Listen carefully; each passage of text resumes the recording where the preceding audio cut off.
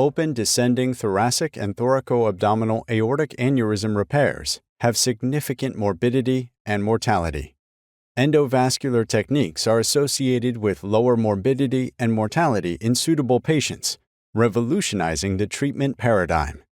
This study characterized contemporary trends and outcomes related to these procedures using records from the Society of Thoracic Surgeons Adult Cardiac Surgery database between July 2017 and June 2022.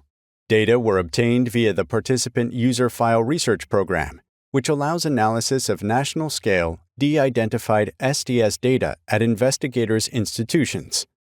Ascending and arch aneurysms, juxtarenal or infrarenal aneurysms, hybrid procedures, cases of aortic infection or trauma, and records with critical missing data were excluded. Importantly, procedures performed by vascular surgeons were not captured. For descending thoracic aortic aneurysms, most procedures consisted of endovascular repair, with an increasing proportion of endovascular interventions over time. For thoracoabdominal aortic aneurysms, most procedures were open repairs, with a stable proportion of endovascular repairs over time.